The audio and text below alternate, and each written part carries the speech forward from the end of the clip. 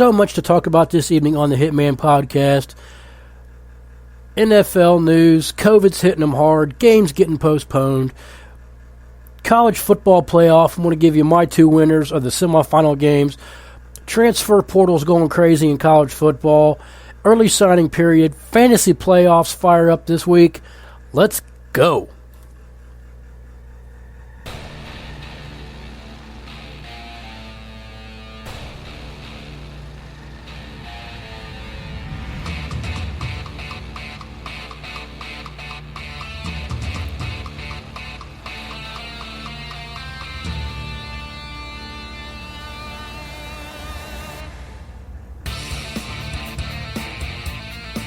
Welcome to the Hateful Hitman Podcast. Brought to you by Hitman Fantasy Productions. Premier football coverage from college to NFL to fantasy and everything in between. And now, from the Hitman's Hideout, here's your host, Chris Strasbaugh. Welcome back into the Hateful Hitman Podcast. My name is Chris Strasbaugh. It has been a while since I've been doing regular podcasting. I don't know if you guys knew this. I got hit with COVID. You can still probably tell it in my voice a little bit. My voice was messed up. My respiratory system was a little messed up. I still have trouble. You know, if I get real worked up and hot and sweaty, I still have coughing spells. But I'm on the mend, and I'm going to make it. And I just took a little break from podcasting. I did do a couple little small Florida State game recaps there the last couple of weeks of the season. But there's so much going on in the football world, and I thought, you know what? It's Saturday night. We do have a football game tonight, even though it is the Colts and the Patriots. Not really a game that anybody's really getting all hyped up about unless you're a Colts or a Patriots fan. Personally, myself, I'll have it on just to have it on. I don't really have any fantasy big-time hit makers in this game because the two leagues that I have Jonathan Taylor in, I was able to get playoff buys in those two leagues, and he had a lot to do with it. So I get to just kind of sit back and let those guys in those leagues, you know, come to me. So fortunate for that.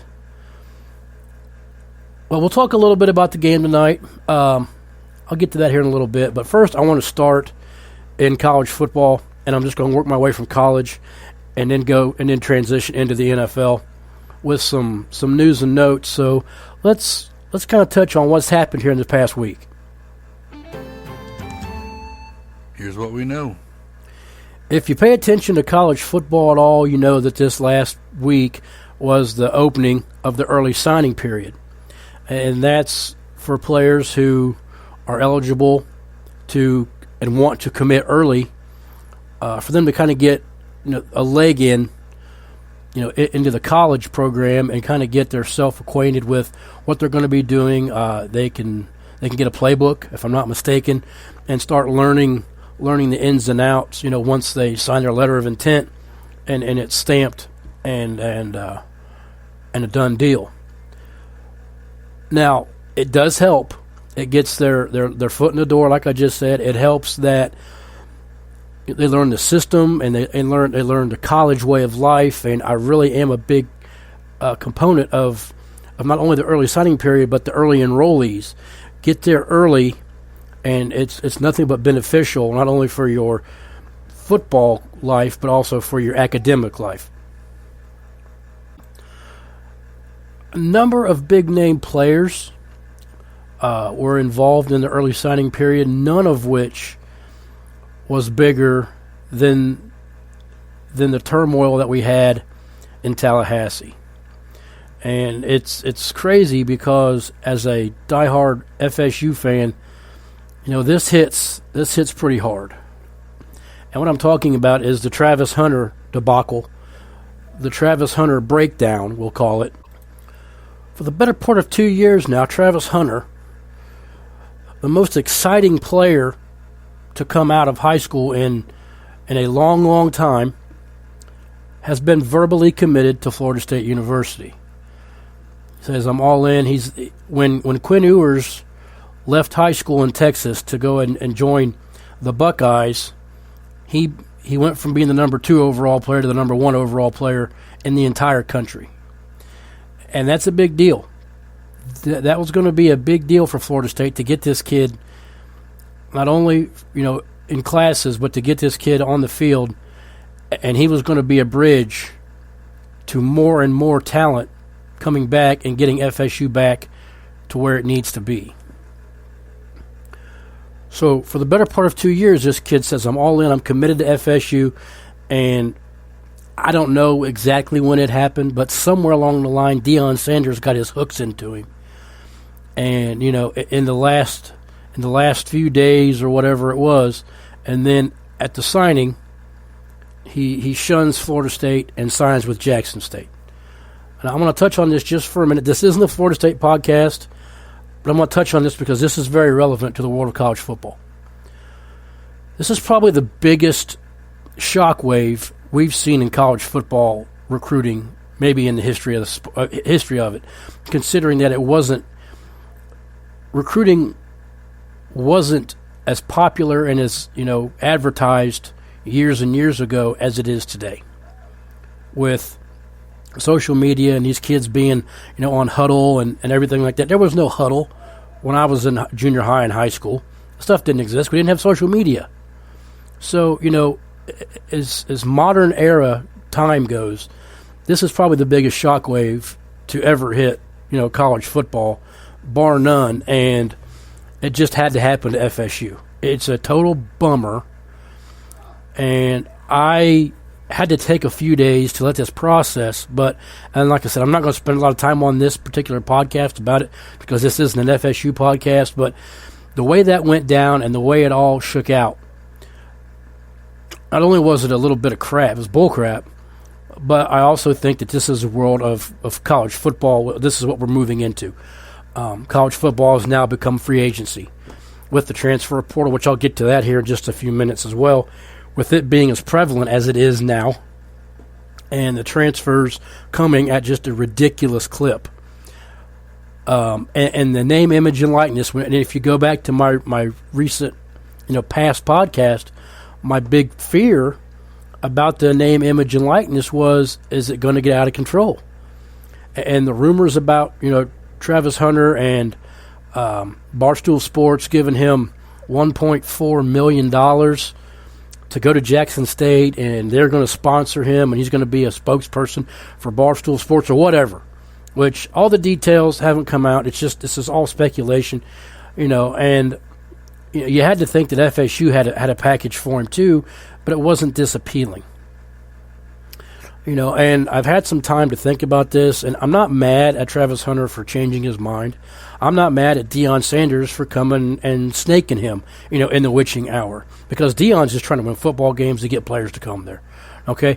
Deion Sanders isn't going to spend the rest of his life at Jackson State. He's going to get his foot in the coaching door, and he's going to move up the ranks. I mean, that's just the way, that's the nature of it. So he's doing what he has to do to get recruits, win games, and do what he has to do. I don't blame either party for that. Okay, if the kid wants to go there, take care of his family, whatever. I kind of thought the way that he did it, by throwing the hat, at his press conference, he picked up the FSU hat and just tossed it off to the side after he was FSU, garnet and gold, to the bone for a couple of years now, and just to shun him like that, I thought that showed a little bit of immaturity, and it could have been handled with a little bit more tact. Big picture, this is what we're looking at with college sports coming into it. When you get these big-name athletes, and Quinn Ewers is another one. Quinn Ewers decommitted from Ohio State and committed to Texas. He went back to Texas. There are some that think he did that. He had that planned all along. Personally, I think that when he saw the season that C.J. Stroud had this year, maybe not particularly at the start, but at the finish, he thought, okay, well, I'm going to go in and have to win this job, and I might not be, ready to take it from Stroud. I want to go somewhere where there's a chance. So he goes back to Texas. And next thing you know, we got Casey Thompson entering the transfer portal today. So these dominoes are going to continue to fall. And that's going to segue us right into my next topic, which is the transfer portal. And I don't have all the names of people who are leaving because, my lands, that would just be terrible. That list is so long already. I already talked about Quinn Ewers, and I already talked about Casey Thompson, Dylan Gabriel. There are so many, too many to name to just go down the list. But this is the new wave of college football. If you're at an institution, and that letter of intent doesn't really mean anything anymore. The NCAA is going to have to do something to get a grip on this. Okay, or it's going to be, well, my kid's not playing. I'm taking my ball and going home. And the next thing you know, he's going to transfer out and go someplace else. And I'm all for the transfer portal. There's people out there that's for it, against it. I'm okay with it, because if you are a kid who, say, you've been on campus and you've been on the team for a couple of years, like Casey Thompson, this is a perfect example. Quarterback at Texas was the starter after they tried Hudson Card and it didn't work out, and they moved to Casey Thompson, and he played very well. He was young and he made some mistakes, and those are learning curves and growing pains that a coach in that situation has to understand. Probably Steve Sarkisian would have handled that and, let it progress on its own going into next year. But when you get a talent the size of Quinn Ewers coming in, it's the odd man out. Okay, now Hudson Card's going to be the guy who has more time in the system, but you got to think that Ewers has the inside track on coming in and starting. We got a long way to go before that happens, because football season just ended. But I understand Casey Thompson's decision to opt out and to transfer out and go someplace else. I just posted on my Facebook page, the Hateful Hitman Football Podcast on Facebook, that I am dying to see where he lands, because I watched a lot of Texas games, because I have a lot of Texas players invested in my college franchise with Bijan Robinson and their young stud freshman wide receiver. So I watched a lot of their games, and I was really impressed, more than I wasn't, with the things I saw from Casey Thompson. He had a couple of bad games. He had several great games. So I'm really interested to see where he lands. My major point is, this is one of the ones where I'm okay with him leaving. He was there. He got his shot. He played pretty good, in my opinion, and he wants to go someplace else now, because of the quarterback room is going to be a little too crowded and a little too heavy. He may figure himself as the odd man out, and why not? Okay, go ahead, see where you're going to go. I'd be a little surprised if it was a big-time Power 5 team. He could go to a lower Power 5 team, and I think he could actually compete for a starter. But I don't know that he can go to a major Power 5 school. Okay, he's not going to Bama. He's not going to I guess LSU could be a possibility, because Max Johnson just transferred out. So, I guess I shouldn't say that a big Power 5 school isn't going to be the best thing for him. But he could go to a Power 5 school like Vanderbilt. He could go to a Power 5 school, that maybe just lost their quarterback and compete for the job. So I'm okay. I'm okay with this. This is where the transfer portal, to me, is okay. Where it's not okay is when, okay, I'm gonna take my ball and go home because you guys aren't treating me good. I'm just gonna go. And to me, I think that's a little spoiled brattish. And to me, that's kind of where this whole Quinn Ewers thing went.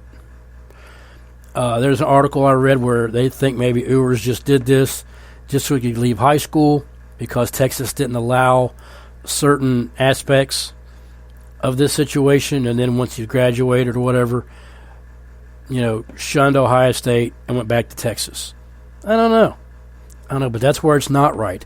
If that's the way that it went down and that's what he's done, that's wrong. And I said this back when he actually left high school. This is a money play. This just screams money play. I'm only in it for the money, okay, and I'm going to do whatever it's best for me to get mine. Dude hasn't played a down of college football yet, and it's all about the money. And the same can kind of be said for Travis Hunter. He followed the money. And, hey, look, I'm not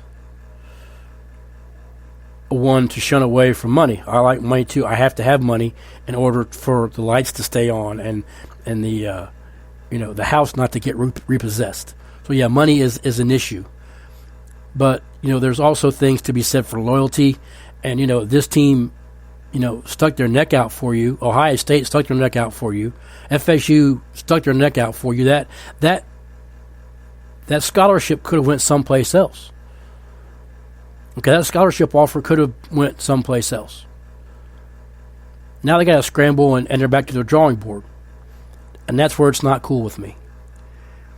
But unfortunately, it's the world we live in, and it's what we're moving into. And I call it college free agency. And if you go somewhere and you don't like it, you can leave. And in college, there's no salary cap that teams have to deal with. You can transfer out. You can transfer out of Florida State. You can transfer from there and go to Georgia, like Trey McKitty did. Trey McKitty's playing for the Chargers now. It worked out for him. There's no salary cap. The NCAA has to get a handle on this, and there has to be some kind of guidelines that every team has to follow, because Alabama can offer a kid more money than I'm trying to think of a lower school that is not as fortunate money wise. They can offer you more things. SEC, those teams that get all that money and all that revenue because ESPN just continues to give them little handies every week. They have the means. Hunter would have never went to Jackson State if there wasn't some kind of money involved, because Jackson State doesn't have the money that FSU has. FSU isn't the richest college in the country. It probably isn't even in the top 50. But he only went there because he was chasing the money. Like I said, I wish him well, and this was a blow. This hit below the belt, and it knocked the wind out of me. But, I mean, big picture, I don't blame him. I don't blame Dion. I don't blame Mike Norvell. He didn't see this coming. I mean, it had to have really gut punched Mike Norvell too. But this is what we're looking at, and there's going to be another big, highly touted high school recruit coming out, and this is the first of two of many things to come. Did it suck? Oh yeah, I was so angry for that whole day. I was so disappointed and mad, and I was like, "You little rotten ass." I was so upset, but as I it's his decision to make, and whatever. But definitely sucked, because I definitely wanted to see that kid in garnet and gold. I wanted to see what he could do offensively, defensively. I mean, this kid is a generational talent that only comes around once in a while, and it would have been great to see him play for the Noles. If you are lucky enough in your fantasy football leagues transitioning to the NFL now to have landed some playoff spots, congratulations. I wasn't along to give you my 2 cents throughout the last half of the season, but congratulations nonetheless. I hope you continue your winning ways, and you end up bringing home some championships. Find me on Twitter at Hateful Hitman, and let me know. Let me know how you do. Let me know how, if you win a league, if you get your teams to the championship. First of all, the first step, and I say this every year, okay? The first step's drafting well. The second step is maintaining your team throughout the course of the year. The third step is getting a playoff berth. Okay, a playoff berth is a successful season. Because if you're in many leagues like I am and every team is competitive, then a playoff spot is an accomplishment, and it's a win for you. Whether you lose in the first round or whether you make it to the championship game, a playoff spot is a successful season. I always say that. Now, obviously, when you get to the playoffs and you've clinched a playoff spot, you want to go on further, of course. But if you've made it this far and you've still got teams, you still got horses in the race, you've had successful seasons. I was in 15 leagues, made the playoffs in 12. It's a good run. 2 leagues, I tanked on purpose, so I don't even count those. I started 0-5 in both leagues, and I said, okay, I'm tanking. I'm tanking for next year. The other league is the NFL side of our College to Canton League, and my team is really, really shallow. I don't have any depth because there's nothing left in the playoff pool. We drafted the pool dry, and there's nothing left free agent-wise. But my college team, I took to the championship, and I've got some big names coming to the NFL. So I have help coming in that league in the upcoming seasons.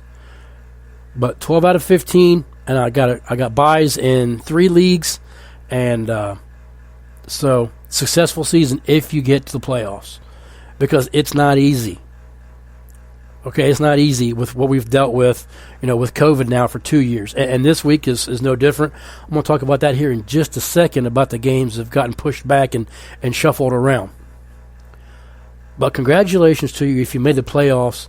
It all starts here in just a little bit. Well, it started Thursday night with Kansas City and the Chargers. But, kids saw another game tonight, and then obviously a bunch tomorrow will set the tone for this week in your playoffs. I don't remember COVID being this bad last year, but these last 3 weeks or so, 2 to 3 weeks, COVID has really hit NFL teams, players, coaches, really, really hard. And, I'm not sure what's going on. It's a little weird because it seems like for 2/3 of the season, we didn't have. We had an issue here and there. Don't get me wrong. We had we sprinkle in 3 or 4 a week, but now we actually had some stuff that happened last year. They pushed the Cleveland game back. It was supposed to be played today, and if it was, they wouldn't have had a quarterback. They'd have had to have used Nick Mullins because Keenum and Baker Mayfield both tested positive. Now, I didn't hear at 4 o'clock today if they had tested negative. They had till 4 o'clock today to test, but then, they moved the game. So hopefully they'll be able to have a quarterback, and it won't ruin your fantasy playoffs if you have Browns going in your game. I'm not sure when we're going to get a handle on this COVID thing. All these players vaccinated, and yet it doesn't seem to be doing any good. They're still testing positive. We have coaches that are, vaccinated and testing positive. I'm not sure if we're ever going to get a handle on this, but I sure hope that this isn't the world we have to live in going forward. And now you've got not only the Delta variant, but the Omicron, or however the heck you pronounce it, variant, and they're just going to keep hitting us with it. And I don't know. This is terrible, and it's no way to live. And I'm not sure when we're going to get past it, but we have to get past it at some point. I just don't know if it's going to be anytime soon. It's just something we have to deal with. And as long as and I said this in a group chat I'm in earlier, as long as they don't cancel the games, we're good. If they just postpone them, bump them back a couple of days, that happened. But if they start canceling them now at this stage of the season with the fantasy playoffs, firing up, the NFL doesn't care about fantasy football, but we do as fantasy enthusiasts. If they start canceling games at this stage of the season, our fantasy commissioners and our fantasy roundtable may have to figure out, they may have to convene and have a good discussion on what's going on. So let's just hope none of the games get canceled. I'm okay with them getting bumped back. It's actually a good thing for the Browns. Because if you play an IDP, I mean, now you're going to bump back. You're still going to have Myles Garrett, and you're still going to have Nick Chubb, and maybe even Jarvis Landry if he can get back. So, as long as they're playing them, I don't care when they're playing them.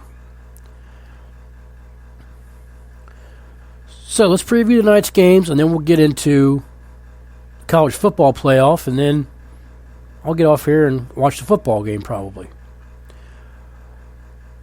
We got the Patriots and the Colts. I think both teams, if I'm not mistaken, coming off a bye. I can't swear to it, but I think they both are. So they both should be pretty rested and maybe a little bit healthier than they would have been a week ago. Looks like we got Kevin Burkhardt and Greg Olsen on the call. Look, I love Greg Olsen on the mic. I think he does a fantastic job of calling the games and dissecting the games and letting you know what's happening. I posted this on Twitter a couple of weeks ago that his insight, to me, from even a tight end's perspective, is really second to none. I mean, I love what Romo brings, with Jim Nantz on CBS. I really do like Romo. He's probably my favorite, but, I think second, and this is even putting Aikman probably third, is, and I know he's really young at this, but this seems natural for Greg Olsen, and I love his insight, and I really look forward to his calls. He's not really biased one way or the other, and I've even seen him call a Panthers game, and he called it pretty. You couldn't really tell that there was any bias towards his team. Now he'll tell you. I love the Panthers. I was part of that organization for years. I love that team. He'll flat tell you.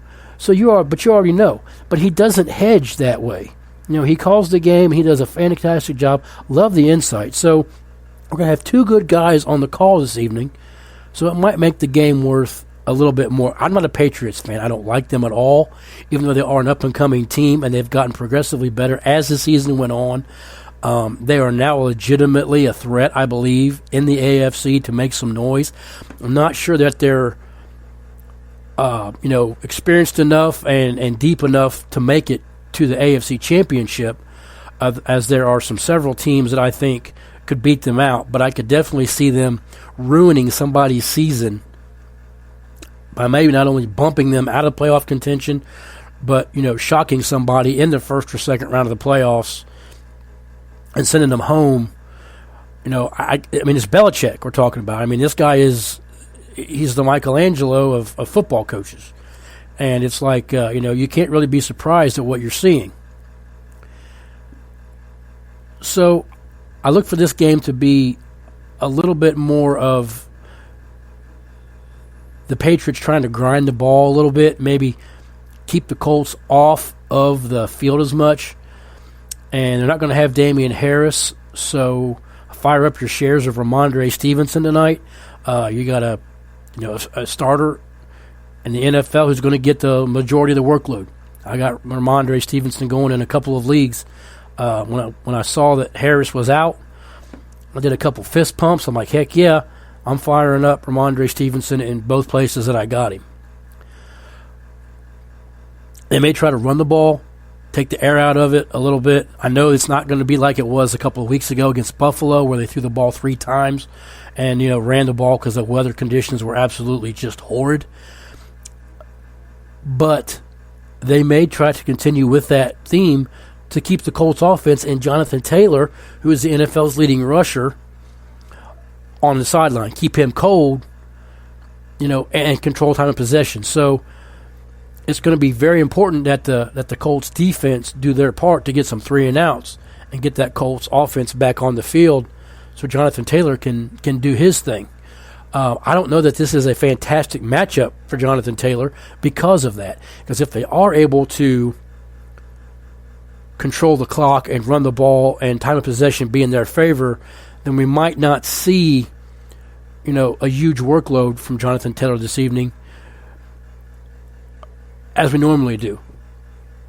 who's to say? I mean, he may go out there and they just gash New England, but Belichick's pretty good at taking away the other team's best weapon, and folks, it's not Carson Wentz. So, you may see 8, 9 in the box and, dare him to throw and let Carson Wentz beat him.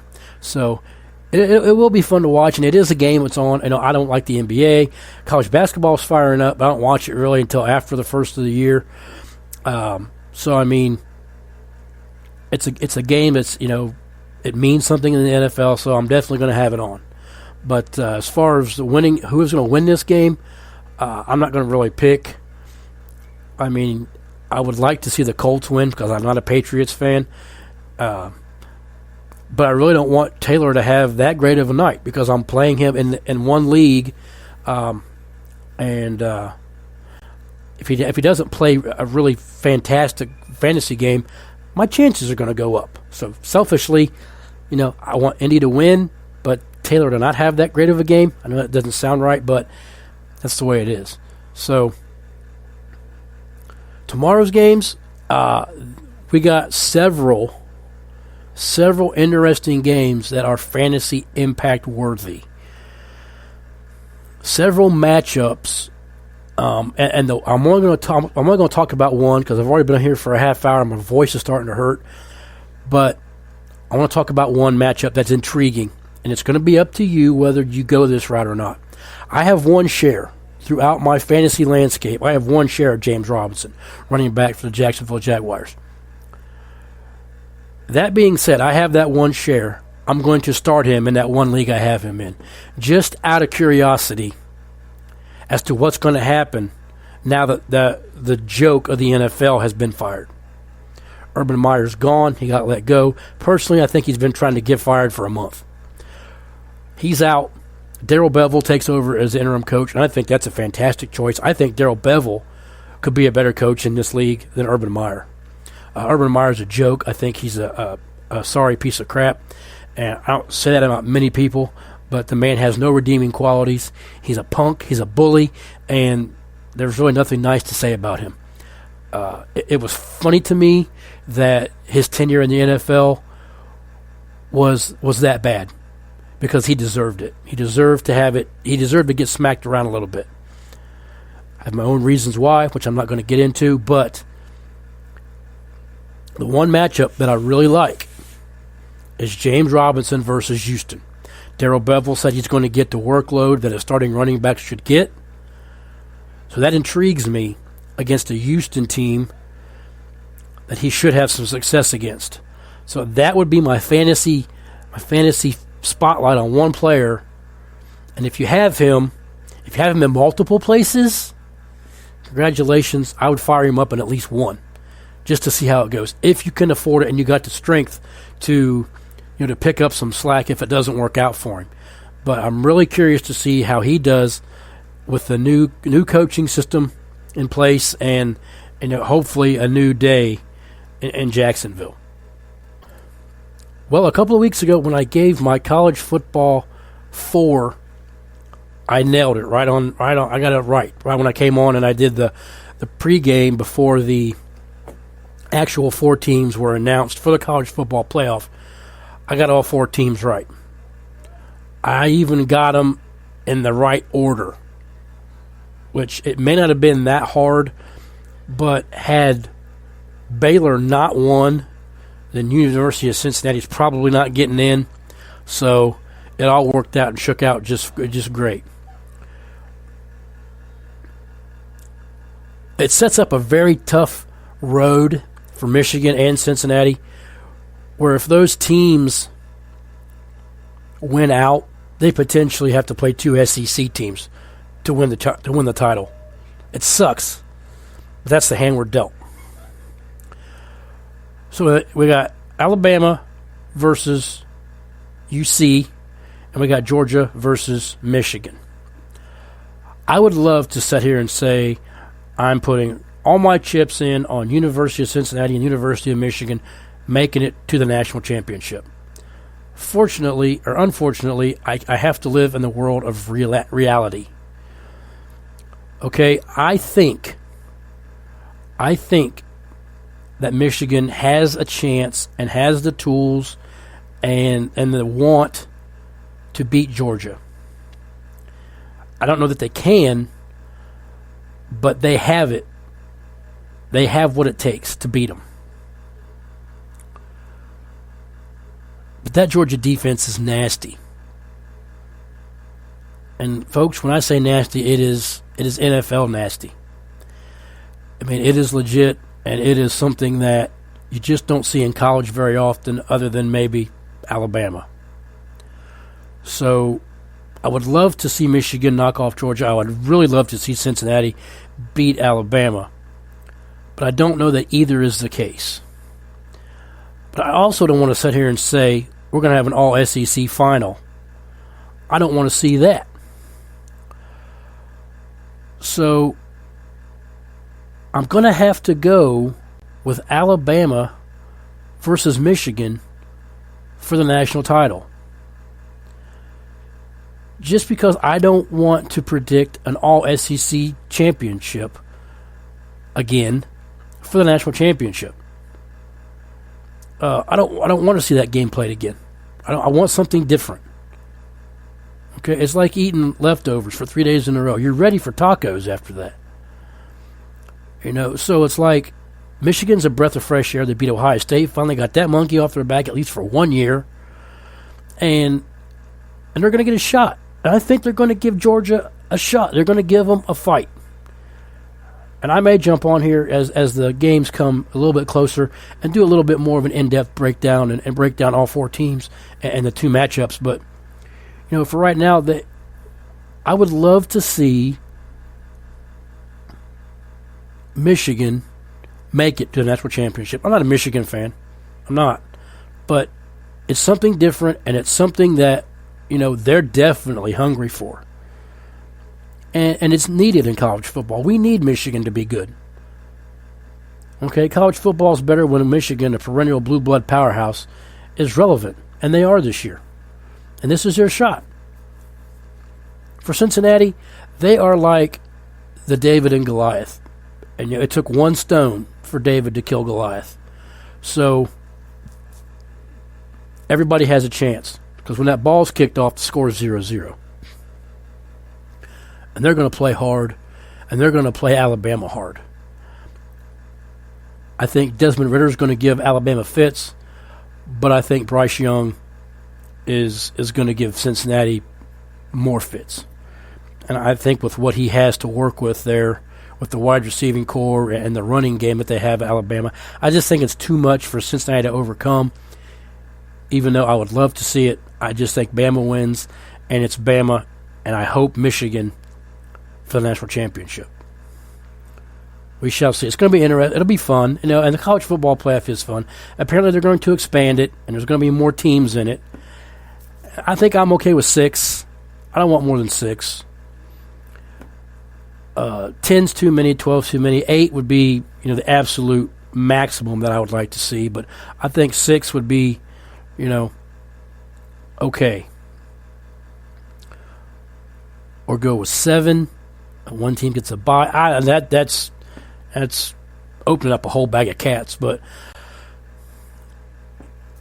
I want more than 4, because I think there are some teams that do deserve a shot most years. This year, I think the 4 we've got are the ones that deserve the shot. But most years, there's cases for, a 5th and a 6th team, to get their chance. So I'm all for more, but not a lot more.